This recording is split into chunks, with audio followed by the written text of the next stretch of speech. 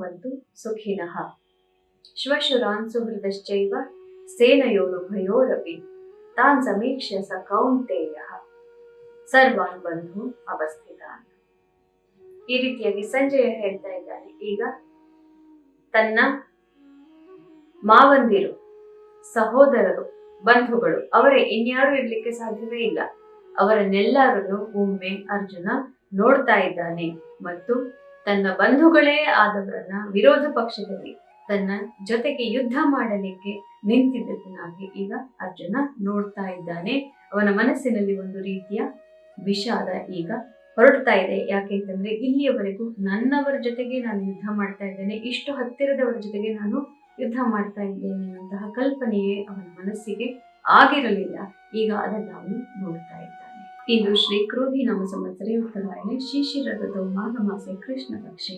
ಇಂದು February 16ನೇ ತಾರೀಕು ಭಾನುವಾಸರೆ ಚತುರ್ಥ್ಯಾಂಶ ಭರಿತೌ. ಇಂದು ಹಸ್ತ ನಕ್ಷತ್ರ. ಇಂದಿನ ಭವಿಷ್ಯವನ್ನು ತಿಳ್ಕೊಳ್ಳೋಣ. ಮೇಷರಾಶಿಯವರಿಗೆ ಇದು ಬಹಳ ಒಳ್ಳೆಯ ದಿವಸ. ನಿಮ್ಮ ಆತ್ಮವಿಶ್ವಾಸ ಚೆನ್ನಾಗಿದೆ, ಮನಸ್ಸಿಗೆ ನೆಮ್ಮದಿ ಪ್ರಾಪ್ತಿಯಾಗುತ್ತೆ ಮತ್ತು ಮುಖ್ಯವಾದಂತಹ ವಿಷಯಗಳಲ್ಲಿ ಮುನ್ನುಗ್ಗಿ ನೀವು ಎಲ್ಲದನ್ನ ಸಾಧಿಸುವಂತಹ ಇವತ್ತು ಸಾಹಸಿ ಮನೋಭಾವ ಇರುತ್ತೆ. ಅಡ್ವೆಂಚರ್, ಸ್ಪೋರ್ಟ್ಸ್, ಫಿಟ್ನೆಸ್ ಇತ್ಯಾದಿ ಬಿಸ್ನೆಸ್ಗಳಲ್ಲಿ ಇರೋರಿಗೆ, ಜಿಮ್ ಇತ್ಯಾದಿಗಳಲ್ಲಿ ಇರೋರಿಗೆ ಇದು ಬಹಳ ಪ್ರಶಸ್ತವಾದಂತಹ ದಿವಸ ಆಗಿರುತ್ತೆ. ವೃಷಭ ರಾಶಿಯವರಿಗೆ ಮಾನಸಿಕ ಕ್ಲೇಶ ಇವತ್ತು ಹೆಚ್ಚಾಗಿರುತ್ತೆ. ಮಕ್ಕಳಿಂದ ಮನಸ್ಸಿಗೆ ತೊಂದರೆ ಆಗುತ್ತೆ ಮತ್ತು ಪ್ರೇಮ, ಪ್ರೀತಿ, ದಾಂಪತ್ಯದಲ್ಲೆಲ್ಲ ತೊಂದರೆ. ಆದರೆ ನಿಮ್ಮ ಬುದ್ಧಿಶಕ್ತಿಯಿಂದ ಕಾರ್ಯಕ್ಷೇತ್ರದಲ್ಲಿ ಯಶಸ್ಸನ್ನ ಕಾಣಬಹುದು. ಕಲಾವಿದರಿಗೆ ಇದು ಬಹಳ ಒಳ್ಳೆಯ ದಿವಸ. ಮಿಥುನ ರಾಶಿಯವರಿಗೆ ತಾಯಿಯ ಆರೋಗ್ಯದಲ್ಲಿ ಸ್ವಲ್ಪ ಏರುಪೇರಾಗೋದಿದೆ ಮತ್ತು ಕೋರ್ಟು ಕಚೇರಿ ಇತ್ಯಾದಿ ವ್ಯವಹಾರಗಳಲ್ಲಿ ಇರುವವರಿಗೆ ಇಂದು ಬಹಳ ಮುಖ್ಯವಾದಂತಹ ದಿವಸ ಆಗಿರುತ್ತೆ. ಆದ್ದರಿಂದ ಯಾವುದೇ ರೀತಿಯ ತಪ್ಪುಗಳನ್ನ ಇಂದು ನಿಮ್ಮ ವ್ಯವಹಾರದಲ್ಲಿ ಮಾಡಕೂಡದು. ಕರ್ಕ ರಾಶಿಯವರಿಗೆ ಇದು ಬಹಳ ಒಳ್ಳೆಯ ದಿನ. ಯಾರ್ಯಾರು ಅಡ್ವೆಂಚರ್, ಸ್ಪೋರ್ಟ್ಸ್ ಮತ್ತೆ ಯಾರ್ಯಾರು ಜರ್ನಲಿಸಂ, ಮಾಸ್ ಮೀಡಿಯಾ ಕಮ್ಯುನಿಕೇಶನ್ ಇತ್ಯಾದಿ ಉದ್ಯಮಗಳಲ್ಲಿ, ಸೇಲ್ಸ್ ಇತ್ಯಾದಿ ಉದ್ಯಮಗಳಲ್ಲಿ ಇದ್ದೀರಿ, ನಿಮ್ಗೆಲ್ಲರಿಗೂ ಇಂದು ಬಹಳ ಒಳ್ಳೆಯ ದಿನ. ಕಾರ್ಯಕ್ಷೇತ್ರದಲ್ಲಿ ಯಶಸ್ಸು. ಸಿಂಹರಾಶಿಯವರಿಗೆ ಸಂಸಾರದಲ್ಲಿ ಸ್ವಲ್ಪ ತೊಂದರೆ ಆಗುವುದಿದೆ. ಅದು ನಿಮ್ಮ ಮಾತಿನಿಂದ, ನಿಮ್ಮ ಪ್ರತಿಕ್ರಿಯೆಗಳಿಂದಲೇ ಆಗಿರುತ್ತೆ. ಆದ್ದರಿಂದ ಇದು ಸಂಸಾರದ ಬಗ್ಗೆ ಹೆಚ್ಚಿನ ಕಾಳಜಿ ವಹಿಸಬೇಕಾಗಿ ಬರುತ್ತೆ. ಹಣಕಾಸಿನ ವಿಚಾರದಲ್ಲಿ ಸಂಸಾರದ ಬಗ್ಗೆ ಇದು ನೆಮ್ಮದಿಯನ್ನ ಕಾಣ್ತೀರಿ. ಸುಖ ಖಂಡಿತವಾಗಿಯೂ ಸಂಸಾರದಲ್ಲಿಯೇ ಇರುತ್ತೆ. ನಿಮ್ಮ ಜನಗಳಿಂದಲೇ ನಿಮಗೆ ಇದು ಪ್ರಾಪ್ತಿಯಾಗುತ್ತಿದೆ. ಕನ್ಯಾ ರಾಶಿಯವರಿಗೆ ಅಷ್ಟೊಂದು ಪ್ರಶಸ್ತವಾದಂತಹ ದಿವಸ ಏನಲ್ಲ. ಹಿಂದಿನ 2-3 ದಿನಗಳಲ್ಲಿ ಮನಸ್ಸಿಗಿದ್ದಂತಹ ಕ್ಲೇಶ ಬಗೆಹರಿಯುತ್ತೆ. ಆದರೂ ಕೂಡ ಅನೇಕ ತೊಂದರೆಗಳನ್ನ, ಯೋಚನೆಗಳನ್ನ ನೀವು ಮನಸ್ಸಿನಲ್ಲೇ ಇಟ್ಕೊಂಡು ಹೋಗ್ತಾ ಇರ್ತೀರಿ. ಕೊರಗುವ ಅವಶ್ಯಕತೆ ಇಲ್ಲ. ಸಂಜೆ ಹೊತ್ತಿಗೆ ಎಲ್ಲ ಚಿಂತೆಗಳು ಪರಿಹಾರವಾಗಿ ಹೊಸ ಒಂದು ತಿಂಗಳನ್ನು ಆರಂಭ ಮಾಡೋದಕ್ಕೆ ನಿಮಗೆ ಸಾಧ್ಯವಾಗುತ್ತೆ.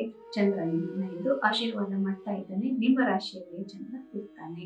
ತುಲಾ ರಾಶಿಯವರಿಗೆ ಸ್ವಲ್ಪ ಕಷ್ಟಕರವಾದಂತಹ ದಿವಸ. ಮುಖ್ಯವಾದಂತಹ ಮಿತ್ರತ್ವಗಳಲ್ಲಿ ಮತ್ತೆ ಪಾರ್ಟ್ನರ್ಶಿಪ್ಗಳಲ್ಲಿ ಒಡಕು ಕಾಣಬಹುದು. ಮುಂದೇನು ಮಾಡಬೇಕು ಅನ್ನುವಂತಹ ವಿಷಯ ನಿಮಗೆ ಗೊತ್ತಾಗದೆ ಗಲಿಬಿಲಿಗೆ ಒಳಗಾಗಬಹುದು. 2 ದಿನಗಳ ಕಾಲ ಮಾತ್ರ ಈ ರೀತಿಯ ಒಂದು ವಾತಾವರಣ ಸೃಷ್ಟಿಯಾಗಿದೆ. ಇದಾದ ನಂತರ ಎಲ್ಲವೂ ಸರಿಯಾಗಿ ನಿಮಗೆ ಗೋಚರಿಸ್ತಾ ಹೋಗುತ್ತೆ. ಆದ್ದರಿಂದ ಈ 2 ದಿನ ಮುಖ್ಯ ನಿರ್ಧಾರಗಳು ಬೇಡ. ಧ್ಯಾನಾದಿಗಳಿಂದ 2 ದಿನಗಳನ್ನ ಕಳೆದುಬಿಡಿ. ವೃಶ್ಚಿಕ ರಾಶಿಯವರಿಗೆ ಬಹಳ ಒಳ್ಳೆಯ ದಿನ. ಇಷ್ಟಾರ್ಥ ಸಿದ್ಧಿ, ಧನಾಗಮ, ಮಿತ್ರರಿಂದ ಮನಸ್ಸಿಗೆ ನೆಮ್ಮದಿ ಮತ್ತೆ ಫೋನ್ ಕೆಳಗಿಡಕ್ಕೆ ಆಗದೆ ಇರುವಷ್ಟು ಕರೆಗಳು ಬರ್ತಾ ಇರುತ್ತೆ. ಎಲ್ಲರ ಜೊತೆಗೂ ಕೂಡ ಮಾತನಾಡಿ ಒಮ್ಮೆ, ಆದರೆ ಮನೆಯವರನ್ನ ನೀವು ನೆಗ್ಲೆಕ್ಟ್ ಮಾಡಬಾರದು. ಯಾಕೆಂತಂದ್ರೆ ಅವರಿಗೆ ಬೇಸರವಾಗುವ ಸಾಧ್ಯತೆ ಇರುತ್ತೆ. ಧನುರಾಶಿಯವರಿಗೆ ಬಹಳ ಒಳ್ಳೆಯ ದಿನ. ಕಾರ್ಯಕ್ಷೇತ್ರದಲ್ಲಿ ಯಶಸ್ಸು, ಮನಸ್ಸಿಗೆ ನೆಮ್ಮದಿ. ಆದರೆ ಕಾರ್ಯಕ್ಷೇತ್ರದ ಜವಾಬ್ದಾರಿಗಳನ್ನ ಮನೆಗೆ ಹೊತ್ಕೊಂಡು ಬರಬೇಡಿ. ಮನೆಯವರಿಗೆ ಅದು ಇಷ್ಟ ಆಗೋದಿಲ್ಲ. ಕೆಲಸವನ್ನ ಕೆಲಸದಲ್ಲಿ, ಆಫೀಸ್ನಲ್ಲೇ ಇಟ್ಟು ಮನೆಯವರ ಜೊತೆ ಸರಿಯಾಗಿ ಹೊಂದಿಕೊಂಡು ಹೋಗಬೇಕು.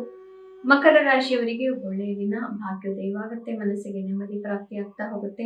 ಹಿಂದಿನ 2-3 ದಿನಗಳಲ್ಲಿ ಇದ್ದಂತಹ ಕ್ಷೋಭೆಗಳೆಲ್ಲವೂ ಮಾಯವಾಗುತ್ತೆ. ಆದರೆ ಇನ್ನೂ ಸಂಪೂರ್ಣವಾಗಿ ಒಳ್ಳೆಯದು ಅಂತ ನಿಮ್ಗೆ ಅನಿಸದೇ ಇರಬಹುದು. ಆದ್ದರಿಂದ ಭಗವಂತನ ಮತ್ತೆ ದೊಡ್ಡವರ ಸೇವೆ ಮಾಡೋದ್ರಿಂದ ಮನಸ್ಸು ತಿಳಿಯಾಗುತ್ತೆ.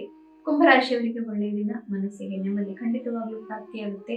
ಆದರೆ ಧ್ಯಾನಾದಿಗಳನ್ನು ಮಾಡಬೇಕು. ಆಧ್ಯಾತ್ಮಿಕವಾಗಿ ಬಹಳ ಒಳ್ಳೆಯ ದಿನ, ಅತಿ ಪ್ರಶಸ್ತವಾದಂತಹ ದಿವಸ. ಆದರೆ ಲೌಕಿಕವಾಗಿ ನಿಮಗೆ ಸಮಾಜದಲ್ಲಿ ಮತ್ತೆ ಸಂಸಾರದಲ್ಲಿ ಅಷ್ಟೊಂದು ನೆಮ್ಮದಿ ಇಲ್ಲದೆ ಹೋಗಬಹುದು. ಧ್ಯಾನವನ್ನು ಮಾಡೋದನ್ನ ಮರಿಬೇಡಿ. ಮೀನರಾಶಿಯವರಿಗೆ ಒಳ್ಳೆಯ ದಿನ. ಬೇರೆಯವರಿಂದ ನಿಮಗೆ ಪ್ರತಿಕ್ರಿಯೆ ನೀವು ಅನ್ಕೊಂಡಂತೆ ಪ್ರಾಪ್ತಿಯಾಗುತ್ತೆ. ಆದರೆ ಅತಿ ಹೆಚ್ಚು ನಿರೀಕ್ಷೆ ಬೇಡ. ಆದರೆ ಬೇರೆಯವರು ಮುಖ್ಯರಾಗ್ತಾರೆ ನಿಮ್ಮ ಎಲ್ಲ ವ್ಯವಹಾರಗಳಿಗೂ. ಆದ್ದರಿಂದ ಬೇರೆಯವರ ಜೊತೆಗೆ ಮುಂದೆ ಹೋದಾಗ ನಿಮಗೆ ಅನೇಕ ರೀತಿಯಲ್ಲಿ ಇಂದು ಯಶಸ್ಸು ಕಾಣುತ್ತಿದೆ. ಪುನಃ ನಾನು ನಿಮ್ಮ ಭವಿಷ್ಯದೊಂದಿಗೆ ನಾಳೆ ನಿಮ್ಮೆದುರಿಗೆ ಬರ್ತೇನೆ. ಅಲ್ಲಿವರೆಗೂ ಕೂಡ ಇಂದು ಹೇಳಿದಂತಹ ಗೀತಾ ಶ್ಲೋಕವನ್ನು ಪಠಣ ಮಾಡಿ ಪಾರಾಯಣ ಮಾಡಿ. ಎಲ್ಲರಿಗೂ ಶುಭವಾಗಲಿ.